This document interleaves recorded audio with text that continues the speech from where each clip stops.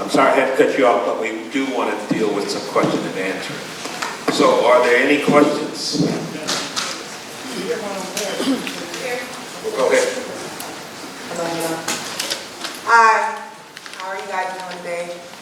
First and foremost, I want to say thank you because I'm an African American study, so I want to say thank you for you guys' efforts in opening up the doors for everybody who wants to study this. And second, I just want to know, are you guys still active in the community today?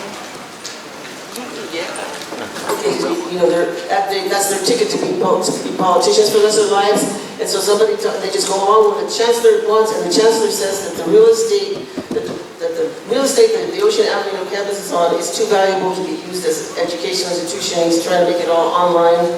And that's why they're trying to give the lower parking lot to the developer, and it's a big lie that they say it's going to be 50% affordable, and it's not, and it shouldn't be privatized and given to a private developer anyway, so we're trying to save the college, so we need help on that cause too. And you know what? If you have love in your heart for your community, it's going to be a life. Don't think that when you graduate, that's the end of it. That's just the beginning. Now you're going to be an instrument of service to your people, and it gives you great satisfaction and happiness in life, but it never ends because the other side doesn't quit. They come up with new stuff like constantly. Thank you.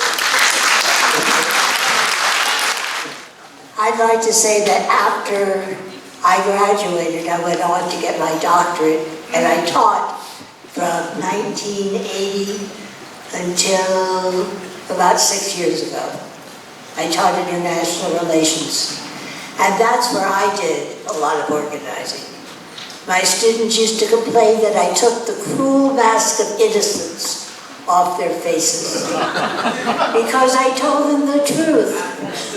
And they never thought they would ever hear that. Those that were political and those that were like, what? We did that? So my community was my campus and my students.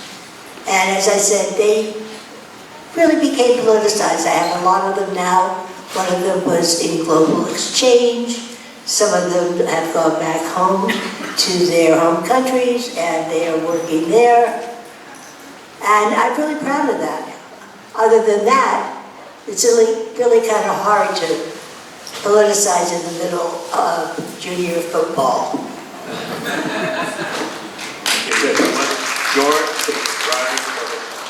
George? Yeah. Well, after the strike, my assignment for myself for community involvement is the community university. And I taught here for 30 years. And throughout the time, to make sure that the community perspective and the service to the community would be in our program. And that was my active involvement. So after my retirement, my involvement is basically drinking coffee in the coffee shop and talking to people my age, reading the English newsletters or letter from IRS, government that they don't understand.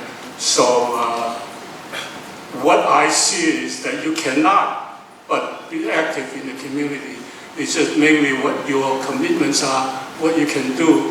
And I personally, and I want to emphasize personally that once you pass a certain age, and I used to think it's 30, but when I met my wife, I was 29, so I moved to 35.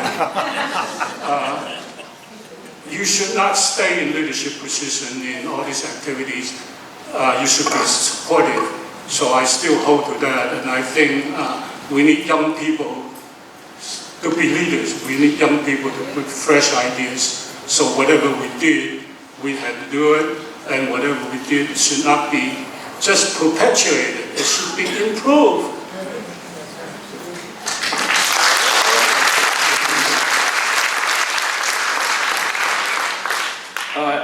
I finished my BA in the English department and continued to raise hell in that department because what a lot of people haven't said about some of the teachers at State, maybe even the majority, is a lot of them are craven cowards.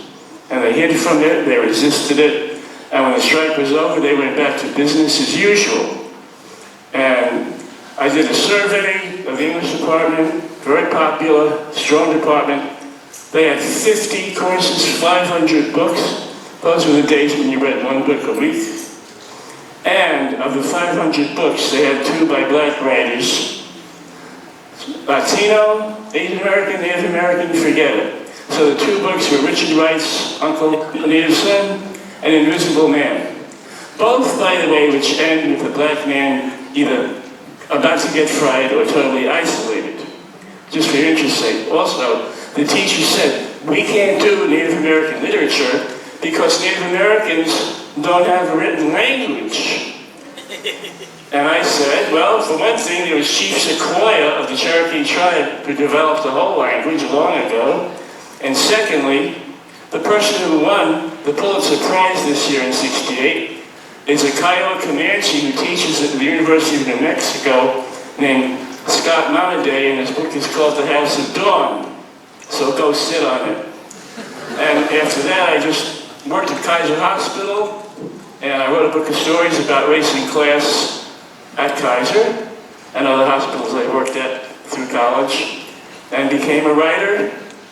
And I'm finishing a book about certain strike I was involved in '68 with my friends here. I hope I do you all justice. I'll find out about it. Okay, we got about a couple more minutes. Roger? Yeah, after spring of 1969, I got involved with putting together, or helping to organize the Yosemite Defense Committee for 7 Latino brothers who were accused of killing a cop in San Francisco. I stayed with the organization for about 18 months, at which time I had become convicted of draft evasion because I refused to go to war in Vietnam. I wound up leaving the organization shortly after that. Got involved in schools in Oakland and helped to organize 6 years of elementary school called Escuelita in Oakland. And since then, I've sat on some boards in junior high schools in Oakland, which is a really discouraging experience. It's one of those things where the people who have everything have infused themselves into the system to ensure that the monies that come through that are supposed to be made available to everyone in Oakland gets funneled to just the specific school sites and specific programs. You have some schools at the foothills of Oakland that are just brimming over with money, and you have other schools that are being shut down because there's supposedly no money. It's really a horrendous situation and really unfortunate because there's so much denial going on in regards to poor people and people of color in Oakland. Just to mention one of the issues, right? The other thing that really I think is a concern for me anyway is the situation of what's happening with the separation of children from their parents in the immigration issue, right? Which is the consequences. You know, when Jimmy mentioned having to pay 50 years for what's going on, that's bullshit. It's going to be generational, and it's going to go on and on and on as a result of these activities by this government.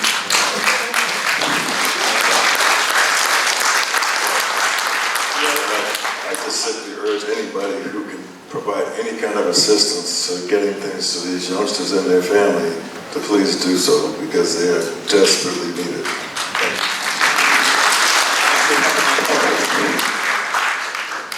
So I can only imagine that during the strike you guys had to go through a lot of things and it took a lot of effort, but did you guys ever go through a period of time where you doubted yourselves or you wanted to stop striking or quit?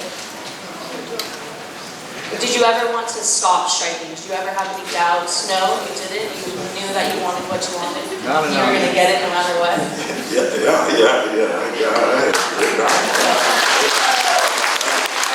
was fucking scared. You know, I mean, it's like, it was in and it wasn't something you just did on Monday to Friday. I mean, you did this 7 days a week. You know, people talk about 24/7 as though the techies invented it, and that's nonsense, right? I mean, this stuff, and you live with this, right? You live with it to the point where, like, I had no place to stay. I didn't have my own place. You know, whatever clothes I had on my back. I would stay at people's houses until they got tired and told me to leave, right? You know, and that whole thing about being stopped all the time and being made to sit in the back of a police car for hours, you know. Okay, so years after this is all over, right? I'm walking home, I'm walking down 5th Street, I get stopped. They pull me over, they say, okay, well, we got an outstanding warrant. Okay, it's an indecent exposure. I said, what? He says, yeah, he says, well, turns out that I had been at the anti-war demonstration in Berkeley, and I had called Nixon a motherfucking liar who ought to be hung by his neck, and that was the indecent exposure. So he said, yeah, you know, concern, afraid, all the time. Okay, is there more Stewart questions? Yeah, I was just going to say, what we had is a movement, a mass movement. And when you have a mass movement, it changes the reality. People feel they're not alone, they can fight back. We have to build again a mass movement in this country. We're not going to stop these racist bullies and terrorists like Trump with legal means. I mean, as far as, and there has to be a mass movement to put him out. There should be a general strike. But that's the kind of mass movement that we need in this country. That has to be organized, and I think that's what we were able to organize successfully in the San Francisco State strike against mass police repression and against attacks on us. Let me close hopefully with a bit of humor. At the Central Committee meetings, we would have Jordan Colbert, who worked with the legal defense, to come in every night to report to us who the warrants were out. Because if there was warrants out for you, that meant that you couldn't go home. And we had to have a network of safe houses, okay? So there was a brother on the Central Committee from Trinidad named Jack Alexis. And so he sit in several meetings and he just couldn't hold it back no more. He said, brothers, do you know this brother named John Doe? He must be a bad motherfucker. He's got, he said, I counted, he must have about 20 warrants after him. I never met him. Who is he?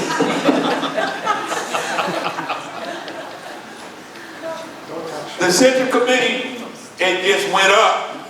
And somebody told Jack, he said, fool, that might be you. I'd like to close with that.